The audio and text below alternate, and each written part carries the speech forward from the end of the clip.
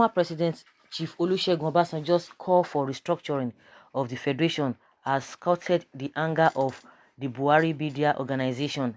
Speaking at the first memorial lecture of the founder of the Oodua People's Congress (OPC), Dr. Frederick Fasheun, held at the weekend in Lagos, the former president advised President Muhammadu Buhari not to rebuff agitation for restructuring of the polity, as he warned that it could degenerate into demand for outright self-determination, which he noted could lead to balkanization of the country.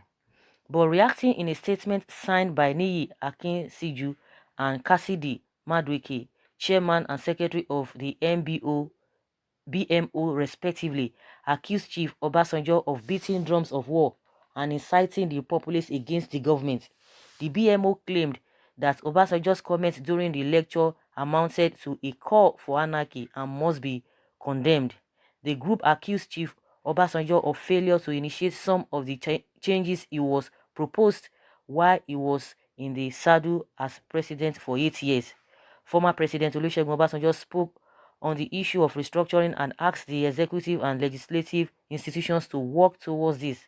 He refused to acknowledge that this matter is currently before the National Assembly, of which a restructuring committee chaired by the Deputy Senate President Ovie Omagige was inaugurated only recently. But it has always been the practice style of Obasanjo to play the ostrich, especially when it involves matters related to the President Muhammadu Buhari administration. He consciously takes effort not to see anything positive in the Buhari-led administration.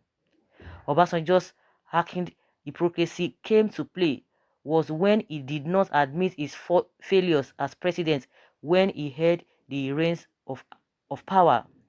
Obasanjo, as president, had had the opportunity to work with the National Assembly to bring about the reforms he is suggesting today.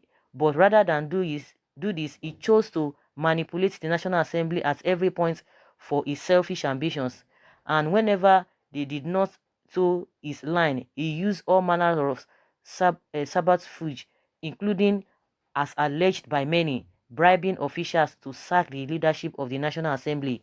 The same Obasanjo, when he had an opportunity to work with the National Assembly to change Nigeria for the better, rather sought tenure elongation, a sinister move that fell flat and failed.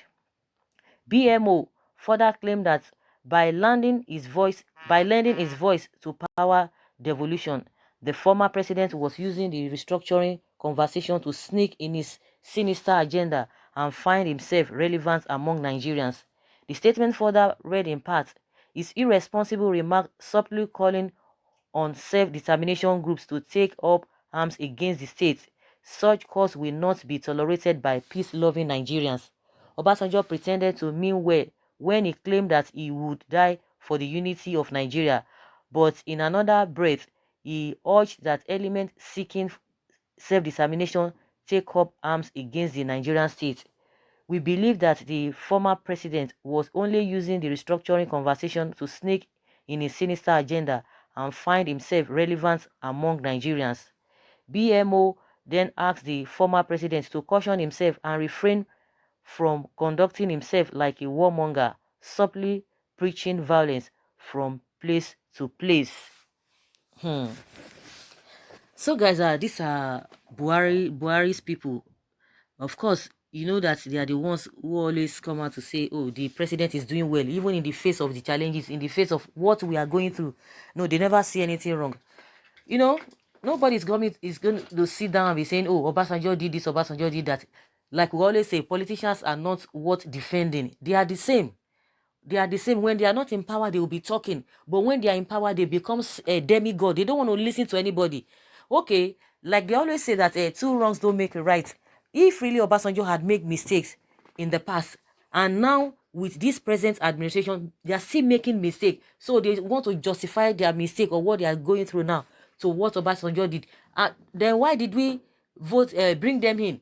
Why have they been preaching change? They talk about change. So why can't they practice the change? We know all of these things that it happened in the past. Good and fine. Nobody's coming to defend the PDP or defend any party.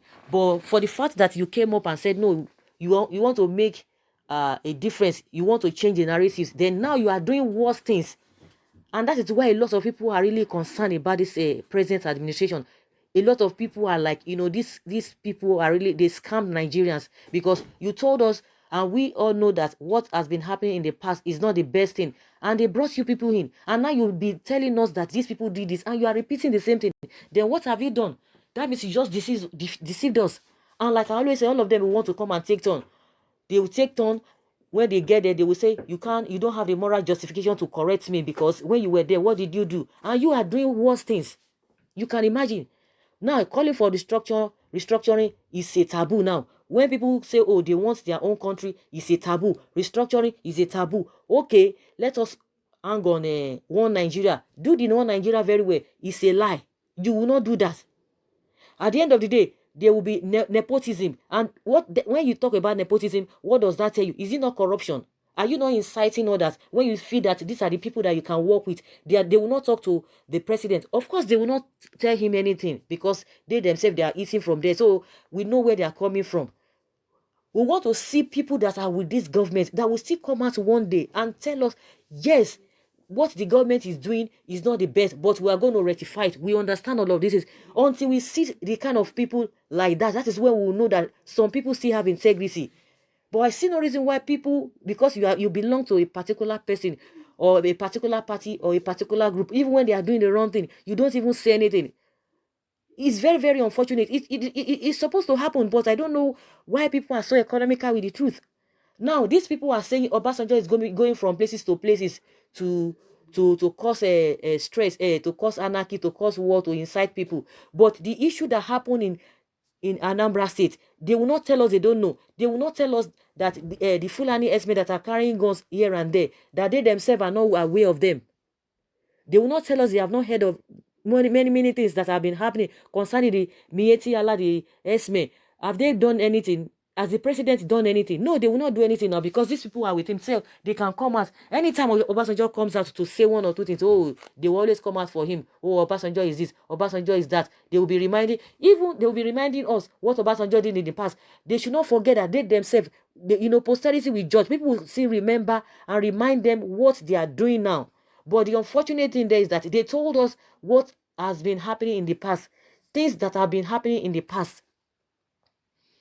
They told us that those things are not good. But now they are doing double, they are doing times 10 of what they complained about. Then who is deceiving who? And you expect us to listen to you? No, you should not be. You should stop telling us what the past, the previous administration did, because we all know what happened. So don't remind us. So you are doing worse things, and that is why Nigerians are not happy. You are doing worse things. When you talk about nepotism, no, they will not see it in that line. Oh, the service chiefs or those people that the president has been appointing, they are from his people. They talk about federal character. And now recently, whether the House of Rep or the Senate, they are talking about, I don't know the law they are going to pass. So that federal character will be the main thing. It doesn't go. It doesn't work with federal character. This president, he just try and, do some things, but majorly you will know that this man is practicing nepotism, which is corruption in itself, and which has brought about all the problems we are experiencing. You talk of the fight against corruption. What are they doing? Nothing. We just see that they are just using it to winch others. Of course, anybody who has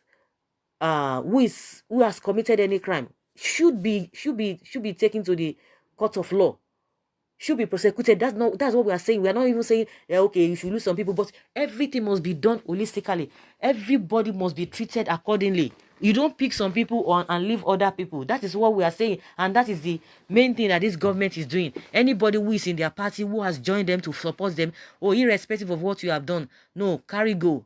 You are on the right track. But in as much you are not with them and you begin to come out and say one or two things and exposing their errors, they begin to get agitated, they begin to get angry. But these are the facts on ground. So does it mean these people are telling us that the restructuring is not good? Now they are telling us someone Agege is the chairman of one thing. What of the one that El-Rufai oversaw, because they formed a committee to that El-Rufai will oversee the ASCOM or the restructuring issue, because restructuring is in their manifesto, which they have been talking about, then since you have your restructuring your manifesto, then why have you not practiced what you said? This is the 5th year. They are still setting committee. Is that not the attitude of somebody who is not serious, or who is playing to the gallery, who is trying to scam people who are not serious? You have this restructuring in your manifesto. All the promises that they even made to Nigerians, they've not been able to fulfill them, and they will be telling us the reason why they cannot fulfill it because of the past 16 years of PDP misrule. Why are you telling us that? We know all of that. You came in and you began to change the whole story. The change they are talking about, they said no. The change must start from the masses, not from them. So this is really, really pathetic. Someone is saying that it was your Buhari who started beating the drum of war. Yes, he started it when he made the comment that 97 and 5%, those who did not vote for him, those who gave him 5% of votes, that he's not going to concentrate on them. What does that tell you? And that was the genesis of the problem we are facing today. So guys, let us hear your opinion concerning this. Leave your comments below and let's have your take. Thank you.